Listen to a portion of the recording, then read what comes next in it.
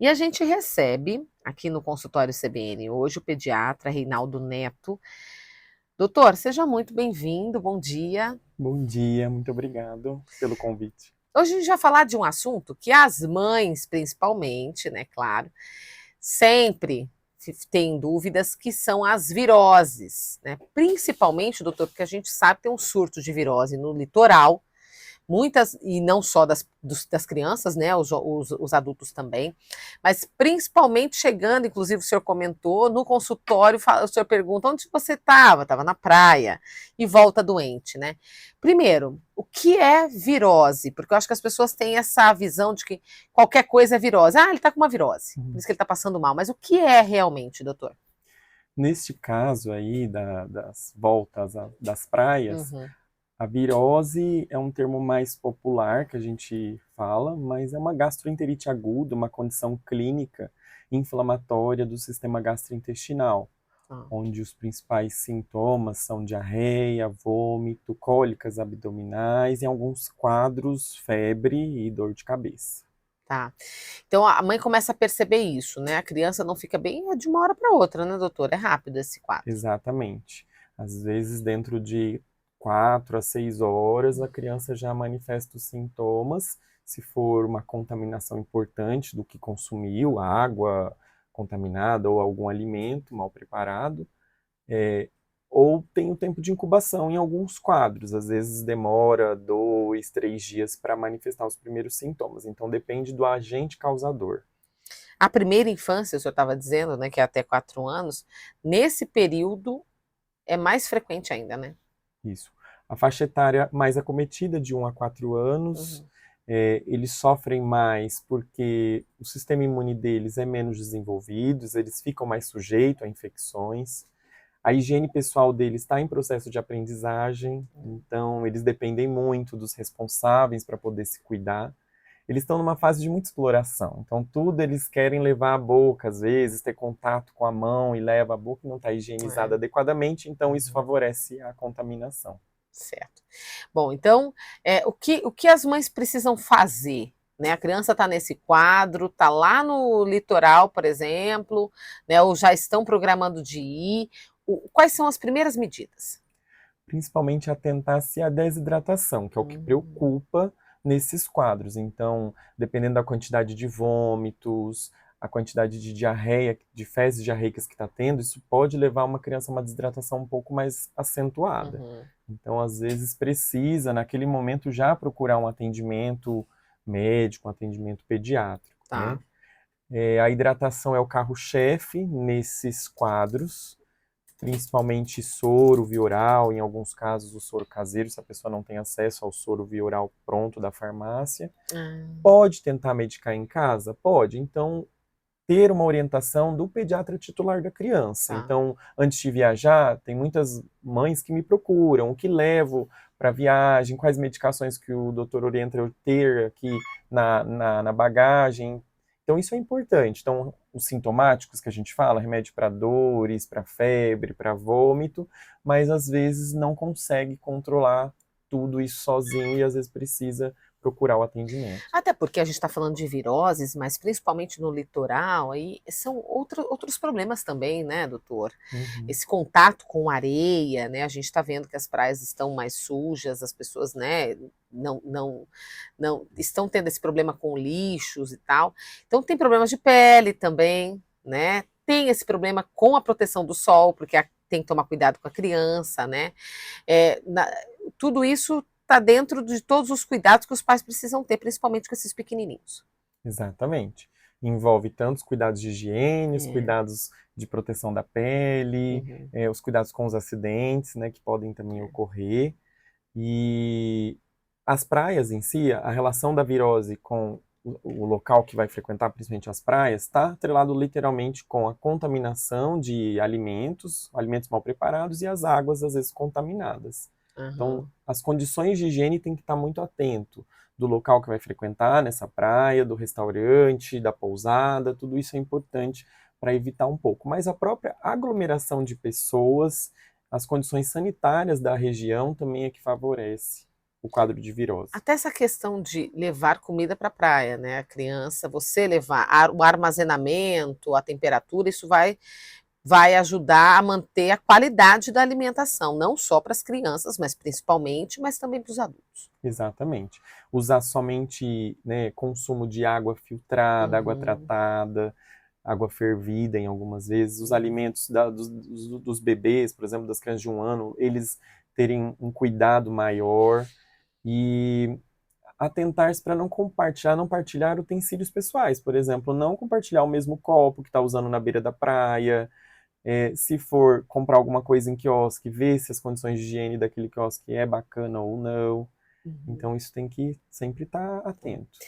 Bom, vacinar sempre é preciso, né? Os pais precisam manter aí a carteirinha da criança de vacinação em dia.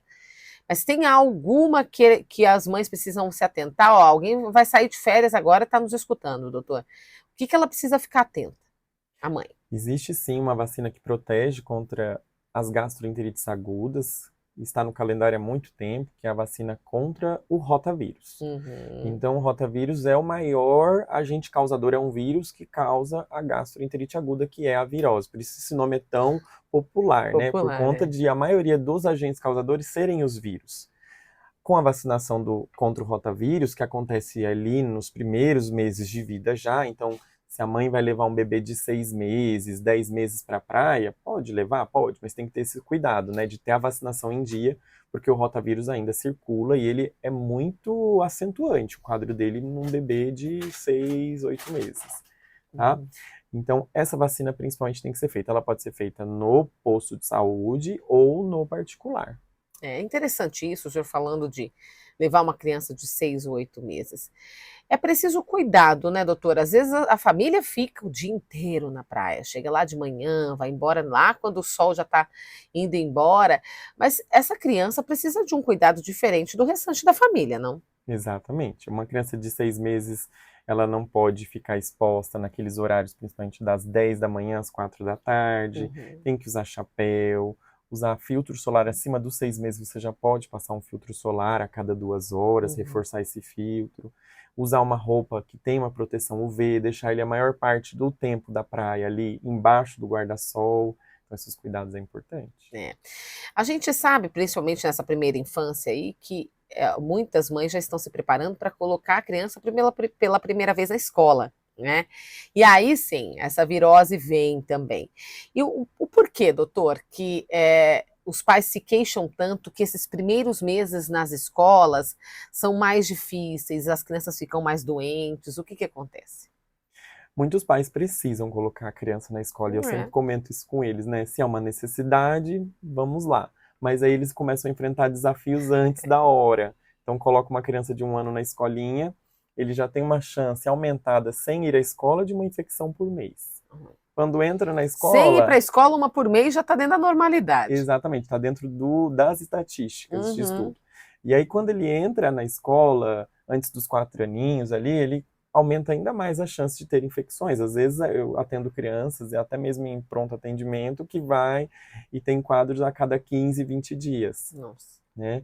E é por quê? Porque não tem um sistema imune desenvolvido, mais uma vez, as vacinas ainda não estão totalmente completas, que elas ficam mais completas ali até os 4, 5 anos. E porque, assim, o cuidado de higiene pessoal deles é o aprendizado ainda. Então, às vezes é muita criança, eles colocam a mão no outro, na boquinha, não higieniza adequadamente aquela mão e leva à boca, então aumenta a contaminação pelos germes, né?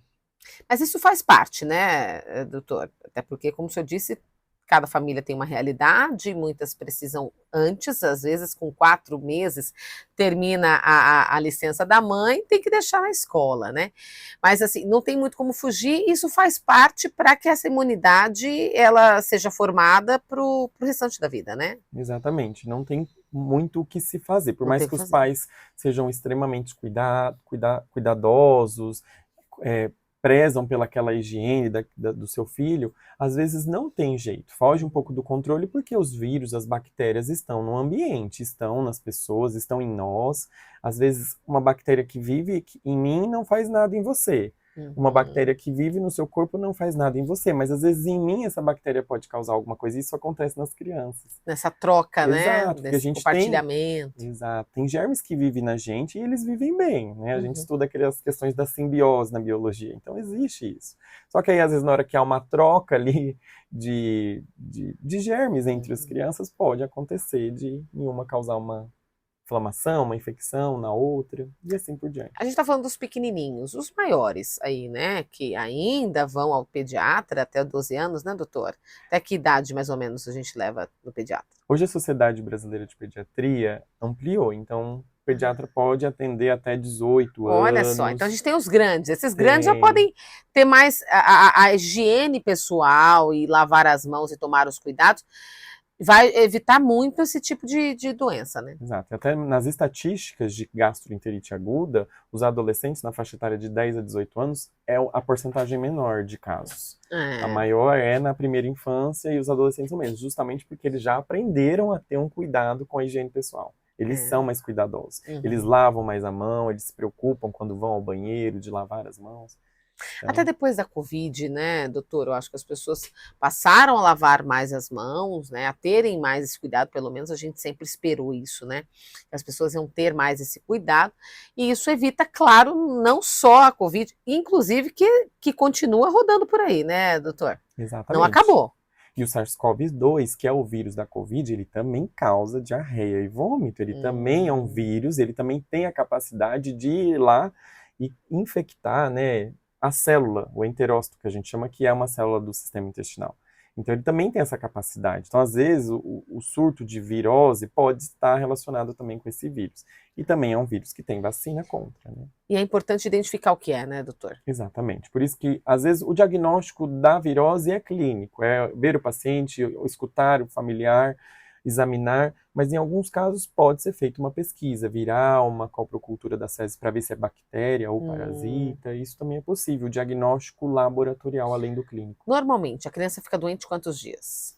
Os principais sintomas ficam mais persistentes e intensos nos primeiros 3 dias. Uhum. Após isso, o sistema gastrointestinal tende a normalizar dentro de 2 semanas.